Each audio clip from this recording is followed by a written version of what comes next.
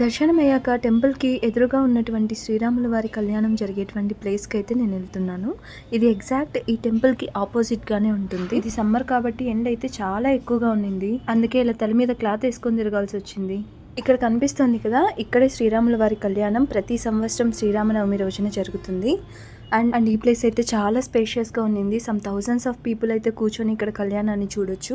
And ఇక్కడ కనిపిస్తున్న ఇదే మండపంలో సీతారాముల వారి కళ్యాణం అయితే జరిపిస్తారు. భద్రాచలం టెంపుల్‌ని అయితే డెవలప్ చేస్తూ ఉన్నారు తెలంగాణ గవర్నమెంట్. ఇది కూడా చూసేసాక టెంపుల్ దగ్గర ఆటో పట్టుకొని బస్ స్టాండ్‌కి వెళ్ళాను. అండ్ అక్కడ నుంచి బస్‌లో పర్ణశాలకి అయితే వెళ్ళిపోయాను. ఈ పర్ణశాల భద్రాచలం నుంచి అప్రాక్సిమేట్లీ 30 కిలోమీటర్స్ దూరంలో ఉంటుంది. సీతారాముల వారి వనవాసం చేసినప్పుడు ఆ ఆఖరి 3 సంవత్సరాలు ఇక్కడే ఉండడం అయితే జరిగింది. సో దానికి గుర్తుగానే ఇక్కడ టెంపుల్ కూడా కట్టారు. పర్ణశాలకి వెళ్ళేటప్పుడు దారిలో ఇలా చాలా షాప్స్ ఉంటాయి. టెంపుల్ లోపలికి ఫోన్స్ అయితే అలో చేయరు. అందుకే నేనైతే ఎటువంటి వీడియోస్ కూడా తీయలేదు. ఈ పర్ణశాలలో సీతారాముల వారు ఉన్నటువంటి కుటీరం, అలాగే ఒక శివాలయం, ఇంకా రావణాసురుడు సీతమ్మని అపహరించినటువంటి ప్లేసెస్ మనం అయితే చూడొచ్చు. ఇక్కడ స్వామివారిని అలంకరించడానికి వీళ్ళే స్వయంగా తులసి మొక్కల్ని కూడా పెంచుతూ ఉన్నారు.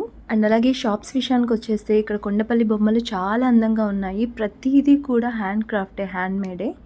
అండ్ ప్రతిదీ కూడా చాలా అందంగా ఉన్నాయి. పర్ణశాల చూసాక అక్కడ నుంచి 1 కిలోమీటర్ దూరంలో ఉన్నటువంటి అమ్మవారి నారచీర ఆరేసుకున్నటువంటి ప్లేస్కి అయితే వెళ్ళాను. అండ్ ఈ ప్లేస్లో అయితే అమ్మవారు ఆరేసుకున్నటువంటి నారచీర గుర్తులు ఉన్నాయి. అలాగే ఇక్కడ కనిపిస్తున్నటువంటి ఈ నది, దీనిని సీతావాగు అని పిలుస్తారు. సీతమ్మ వారు వనవాసంలో ఉన్నప్పుడు ఇక్కడే స్నానం చేశారంట. అలాగే ఇక్కడ పసుపు కుంకుమ రాళ్ళు కూడా ఉంటాయి.